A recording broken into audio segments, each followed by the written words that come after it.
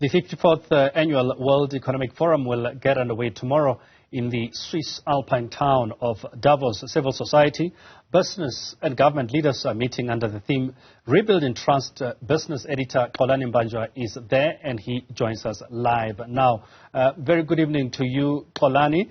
And just looking at the way you are dressed, expected the Swiss Alps are supposed to be a little bit cold. What's the weather like? But I guess the expectation is of warmer news throughout the week.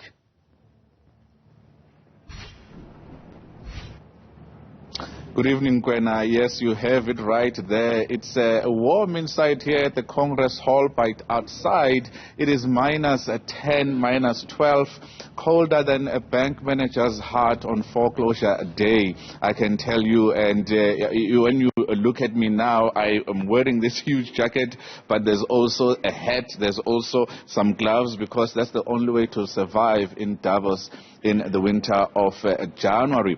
Well, when it comes to the warm news that we might expect later on this week, it is quite an important 54th Forum of the World Economic Forum, as global leaders are meeting here from around the world, and including a South African delegation that has been coming here for the past 20 years. This is billed as one of the most important meetings in the world calendar, and it goes to show that it's something that everybody is waiting for in their calendar year, because the who's who in terms of the arts, science, AI, business, politics, and civil society are gathered here.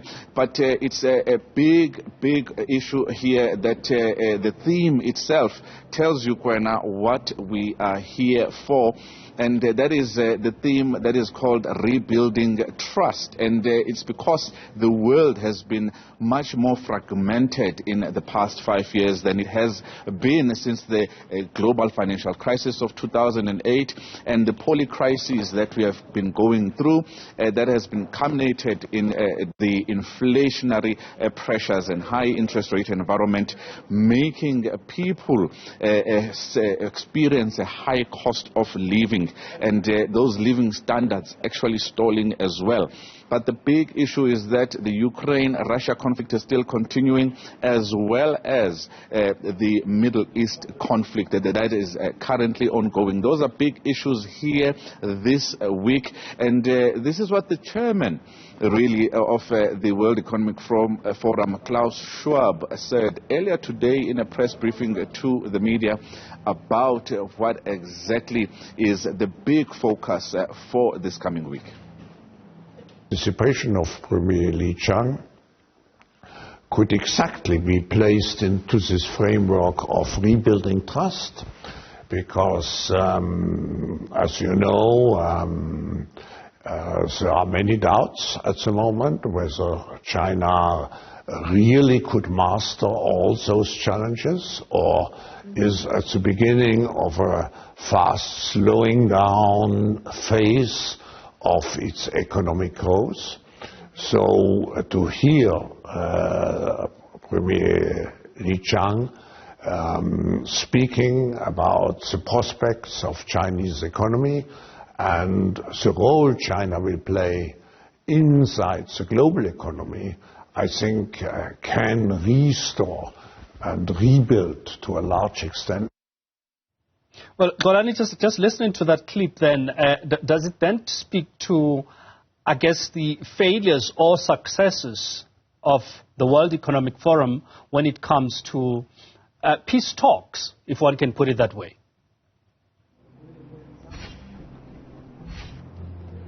You're absolutely right, Kwena. Although there are other forums where peace is really the main issue, this particular World Economic Forum gathering, the 54th one, and the previous ones as well, it is their failure to make sure that there is peace in these particular countries, to bring about peace. And behind me in this Congress Hall, the world leaders and public figures will be meeting to discuss those two conflicts, because it is something that the criticism is always there that when it comes to the World Economic Forum and other global gatherings such as this, it seems what should be successes, just like ending the conflict between Ukraine and Russia and the Hamas-Israel conflict, is not a success, but private successes, deals being signed, it's something that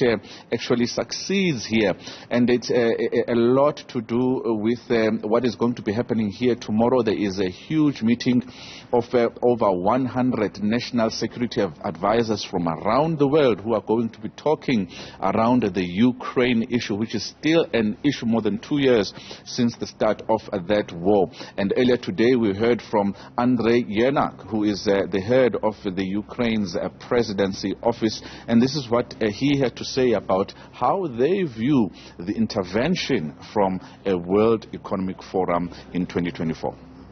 Another positive sign in the continuous growth in the number of the countries joining efforts on joint actions planned based on Ukrainian peaceful formula.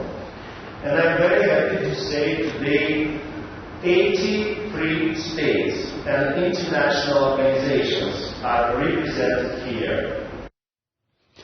Well, Xolani, just listening to that, and one would look at saying, but what about the bigger picture of the World Economic Forum? You talk about global economy, a weakening global economy, if one can be specific, inflation, potential recession, and I mean, this is something that affects almost everyone in the world. Are those some of the issues that will be high on the agenda at this year's World Economic Forum? They are absolutely high on the agenda, and it's some of the most important issues that are covered here every year. And the global community views the World Economic Forum as something that is not a public success but a private success, because, as I said, the high cost of living, the living standards measures have stalled, and people their salaries are not actually stretching as much as they should stretch. It is something that is going to be high on the discussion. The global community expects the World Economic Forum and such gatherings, particularly this gathering more than any other, to succeed when it comes to making sure that inflation doesn't run away with people's incomes and buying power. So it is something that is much more important, but there are other things that are also quite crucial, things like artificial intelligence, where the chat is going to be, AI might not be taking your jobs in the future, but somebody who knows how to use AI might take your job. So get to know AI, and climate change as well is a huge issue. As we speak, the Swiss Alps are melting, and they are not at the level they were a couple of years ago, which is why when we came in this afternoon, there was a protest just outside Davos in Klosters of climate change activists who want something done. And we did see COP28 in Dubai recently coming to some agreements. They are going to be firmed up at this particular World Economic Forum. Xolani, there's also been questions about the WEF missing the mark. Others talking about it being an elitist group of leaders. Will questions around its relevance and its legacy be addressed?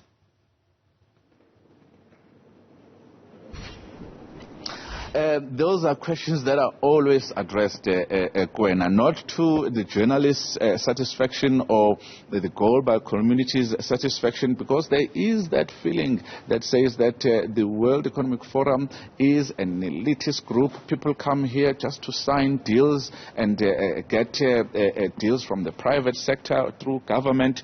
And when it comes to the well-being of the world, people are not seeing the real impact. There is that argument that has been made, and you're absolutely right, but on the other hand, it's best to be in the room when such things are discussed, which is why South Africa has been coming here for the past 20 years and sending strong delegations to make sure that when these things are discussed, we are in the room. We are the most industrialized nation in the continent of Africa, and we must be in the room when these matters and many others are being deliberated. But yes, there have been those views, Gwena, of a couple of failures, people who are quite critical about how far the World Economic Forum has been a success on many, many issues.